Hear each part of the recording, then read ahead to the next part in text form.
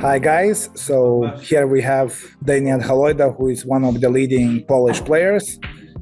Had a recent success in the Q School. Well done, Daniel. Thank you. Hi guys. And we're gonna talk about snooker and mindset and just coming future, lots of stuff. Open mic snooker interview. So basically, Daniel, can you tell more about your Q School journey? It went very well. Yeah, it went pretty well. I finished in like top 20, let's say. It's supposed to be top 15, but they just calculate the ranking differently based on the first event, not second, as I thought.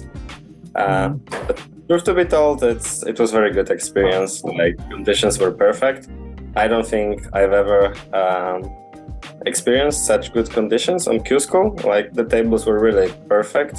Although I played only like one time before, but everything was just perfect, and the cloth was too fast, sometimes. So it was very, very professional. The venue was pretty cool. So all good experience. So let's say you practice on your own table in Warsaw, that's correct, yeah? Yeah. So to compare to Q School conditions, how was it? How much you needed to adjust? Truth to be told, a lot, because there were a new set of balls and new cloth. And the cloth was very tight because they changed it after the first tournament, like before second. So they can just, pull it so much that it was really, really fast. And the new balls were so fast, and they had so much spin that they were sliding so much on the cloth. So when I thought the ball will stay here, like on the perfect position to the blue, for example, it was going to the lower colors all the time. Yeah. Like side spin works beautifully, Yes, and all of the rotations, like sometimes just a simple shot like red between black and pink, just to get to the pink. I was playing too much screwback, and I was landing to the blue, or somewhere. Amazing. But yeah. I bet for the first event, most players were struggling with the break building, let's say scoring heavy, like 50 plus. Yeah. That's true. Only in the second event, like in the half of the second event, they started scoring better. Although they changed the cloths again on the second event, so it was same story. Interesting. We needed to adjust, So basically, when you play in Q School, probably your all-round game has more major factor than in other events, because lots of close frames. I guess if you're not scoring heavy, it should be close frames. Yeah, I guess it's all about accommodation. Like, the faster you accommodate, the better you will be in Q School. Yeah. So what do you think? What was your success recipe for this event? Like, what was different compared to last event you played in Q School? What kind of changes you made in your game? What allowed you to reach the fifth round? Yeah, for sure it was experience. I played Stedman, and after that match, everyone told me that I outclassed him on safeties, and I played like a pro on safeties. So I was like, okay. That's because really he didn't have a chance. Yeah. To class Stedman on safeties is amazing, because he plays many years in the professional circuit, and and to class on safety shots is just amazing achievement, Yeah, and same with long potting, always when I played a good safety, I got some long, so I was potting like 90% during the whole tournament, 90%, it was great. 90% long success in Q School? Yeah, during the whole Q School, only in match with Carrington. So the last match I lost in the round 5, I missed a few shots, but during the whole tournament, it was, I don't know, it was crazy. I felt like I can just go to the long pot, and I was so confident that I will pot it, that I was just potting it. Of course, I was not attacking dumb stuff. That's why the percentage was that big. But even when I was playing shot to nothing, like long pot plus safety, it was still dropping. So crazy. But if you can have at least 70-80% success in long pot, you can be really dominant, because you're controlling the game. You pot the long, and if you can play a good safety, then your opponents are always in trouble. That game, good long potting, good safety shots, you are basically controlling the game in that case. Yeah, that's true. I had better I mean, more difficult is break building because of the conditions and positional game, because it's just so different that you cannot play automatic sometimes, and sometimes you just don't feel it, and it's easier to lose the position. If you have too big angle on such fast tables, then it's a disaster. So it was more that, like, I had a lot of chances because of my long potting. Then it was up to me how I use these chances, But I think, if your long game is good, your safety is game good, and if you can find a way to adapt to conditions faster, so you can reach even further to the Q score, or even, try to win. Yeah. If everything follows. Exactly. Like, I felt I could have won easily. Just this match with Carrington was unfortunate. My performance was a bit worse, but I missed a green on for 1-1. Because I had green on the cushion. I played a really good shot from yellow, as rescuing the green from the cushion, and I had like half long, like across the diagonal to the black pocket, and I missed it. Unfortunately, he cleaned. So I should be even like 2-1 up, and I was 0-3 down because of that missed chances. But still good experience. But yeah, it could have gone both ways. So what kind of lessons you took from the match? What you will apply next time once you're gonna play in this tournament? What would you do different? So I think I will try to be even more confident, like inside, like not having, like faking till I make it, like even though I don't feel conditions that well, then just to try to convince myself that I'm in like known environment and I don't need to feel scared or just think about it, just play, I think that's the biggest issue, because of course I cannot do like much about it. I think every aspect of the game was good, just my positional game was worst part of it, and there's nothing you can do except of just, I don't know, coming to England more and just playing with the best guys on the best conditions. But except of that, you can just change your mental a bit and try to adjust as much as you can. Maybe you can try to play, let's say if you don't feel table speed, maybe some players are playing into area where you can not miss up your position. Yeah. I mean, because it's very difficult to have a tight cube control those conditions because you're not used to them. So maybe what other players are doing, they say they adapt. Let's say if they play more into area, or they play as little risk as possible for the position. Yeah, that's true. I mean, of course, it is to say it's easier than done, but I think the more experienced players are capable they play a little bit more percentage game, probably. Yeah, I agree. And you can only get not by theory, but by doing stuff and playing with those guys, because as I said, it's not easy. Anyway, go ahead. What about other players? What other players you watched? What you learned from them by watching, or if you watch them as a spectator? It was. It's a good question. For sure, I like how Liam Pullen played, like the young guy who qualified. He was very good at long potting, and he impressed me with the comebacks, because like in every match he was like 1-3 down, which is bad, or 0-3 down, and then he was winning those matches. So for sure, like perseverance to always fight with yourself, with conditions. Same with, I don't know, Dean Young in the last round with Nizle. He was 1-3 down and he managed to win 4-3. So I guess I was saying it's mental part again, because I like how those guys approach the matches, because they play like it's normal, like it's practice. They don't care that it's Q school. Although like after in their interviews they admit that it was very hard and school is like extremely hard tournament. But when they are on the table, they have just so much tour experience that they just play and don't think. That's normal, when you play day out, all day long with top players. Yeah.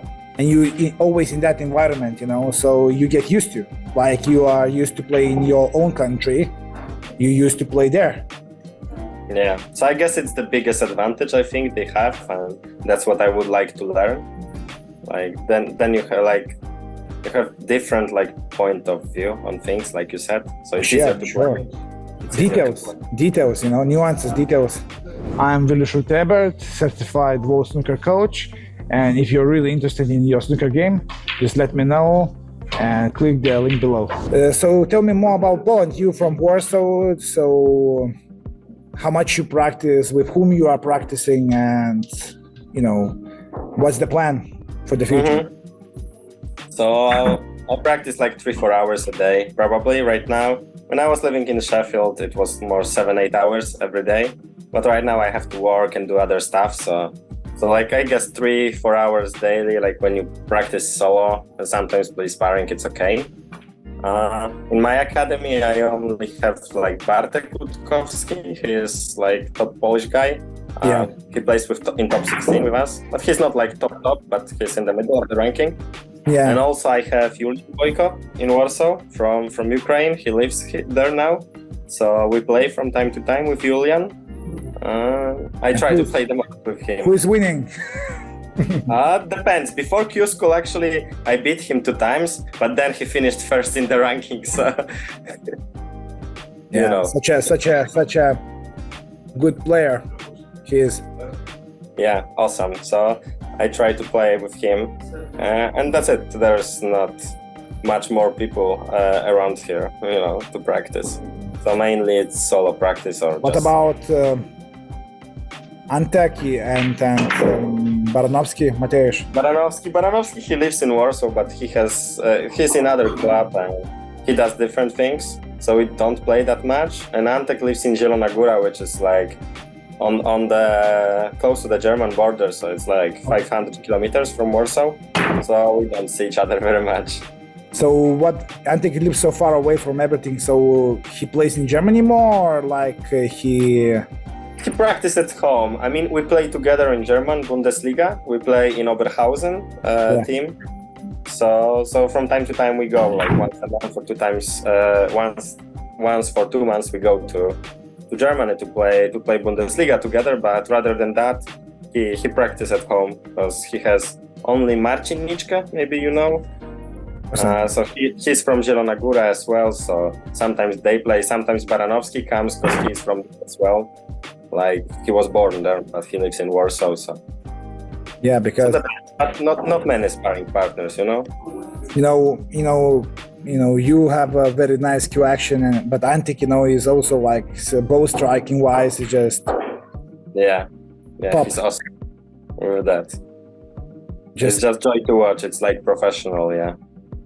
I mean, I think many professionals don't have such a Q action like he has. Yeah, that's true. Just thinking, why he's not a professional at the moment. What is the case? And probably just up to experience, and probably just that. Yeah, I think it's experience and mostly like playing with top guys, like you said, just being around them, and that's it. Yeah, because just to get some experience. When you look to, let's say, was looking to Mark King, and he's definitely by Q action is not the best, but by his, cue control and knowledge about the game, he can still, be a decent professional. Exactly. So how many tournaments you have right now in Poland, let's say top 16 or other tournaments? What's the structure, amateur structure in Poland? So we have 6 top 16 events in the season, and then we have a ranking based of that. And we have Polish Championship, Polish Team Championship, Polish 6 Race Championship. I would say it's like 10 tournaments a year in general, which counts and in which I can play. So how many century players in tournaments in Poland? How many players are capable to make century in tournaments? In top 16 right now? 12. Last time we had a top 16 event. We have 4 groups or 4 people, and then 2 goes through to quarterfinal.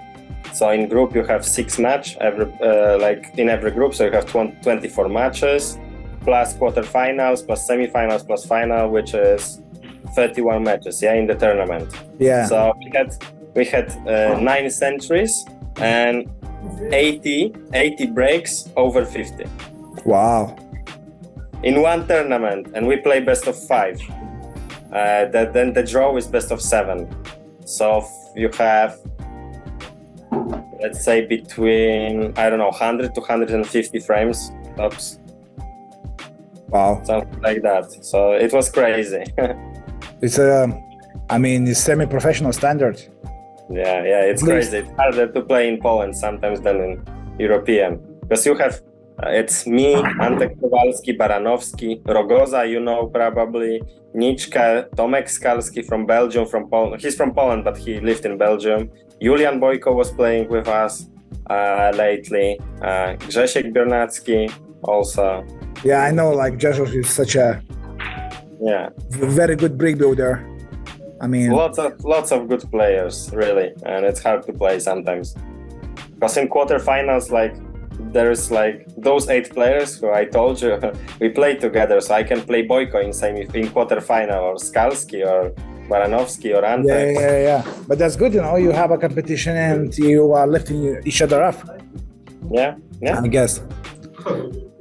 Yeah, but it's also different because we play with each other for so long that sometimes we don't care anymore, like in Poland, because it's local tournaments, it gives us nothing.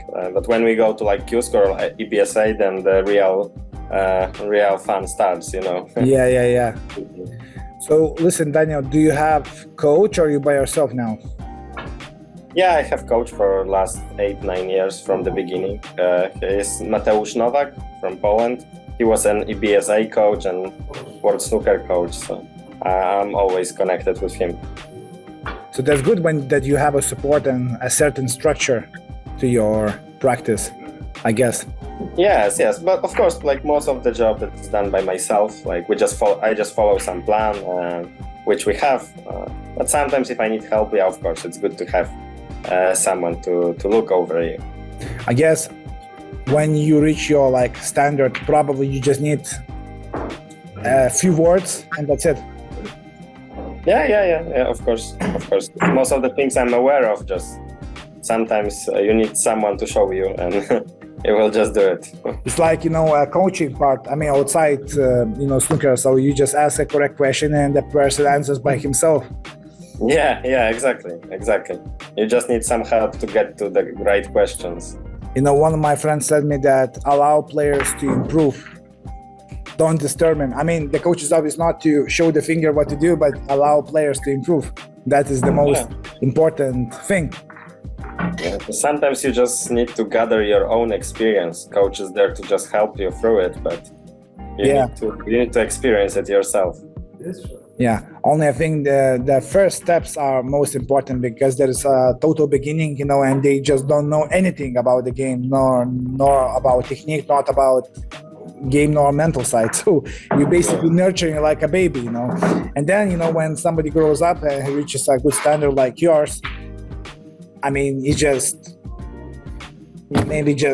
you notice something. Yeah, I just noticed that maybe your attitude wasn't that positive, and then, oh yeah, sure, and then you move on. Yeah, it's like building a house. You need to have good fundamentals to then build a solid house. Yeah, so it's the same with snooker. You need to learn the proper stuff to then improve. Fantastic. So what you can say for your youngsters who are just coming up and you want to be good players like you, what do you want to say for them? Advice? Okay, so it's gonna be hard, guys.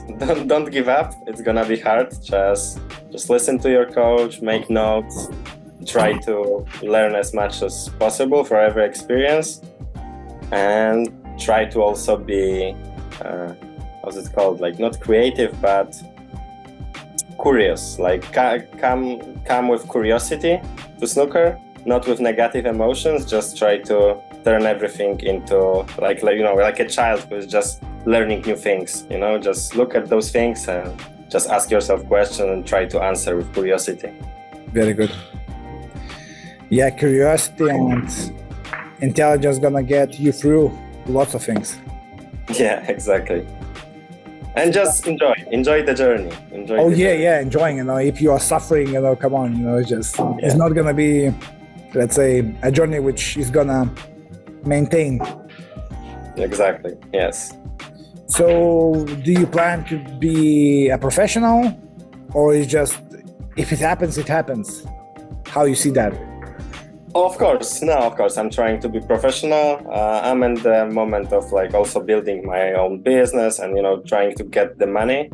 And once I get like the money, I'm willing to go more into snooker. I mean, I'm still all in into snooker, but I just need to sometimes raise money for tournaments, find sponsors, stuff like that. It's complicated in the sense like if you wanna grow really. Like for me, it's like just going to UK. But so I'm trying to, grow also as a person to Fantastic. be able to maintain myself and then just focus more on snooker, like even more than I do now. Yeah. I think it's just different attitudes. Like I agree with you because, you need to build a life. You need to build other skills in life. Yeah. Yeah. And, professional snooker life is, demanding. Yeah. Or both, like money, time-wise, psychology-wise, because you need to put a lot of effort, but you need to be able to. It's better, like if I know I don't have to work for the next 2 years, it's better to just go, live in UK, just give myself a chance and then try, my best, not worrying about the stuff that are not snooker connected, Yeah, of course. So basically like I have a certain financial security so you could focus properly on the sport. Yeah. I guess, if you're going to have that situation, you come into Q school with such a abundance that you don't care. Yeah. That's helping. Guys, it was Daniel Holoyda. Pleasure to talk with you. Such a nice insights about, your Q school and college snooker and the future for the game. So thank you that we talked about that, and yes, that was Vilius from Snooker Pro Club, and see you next time. Take care. Thank you, Vilius. Bye. Okay.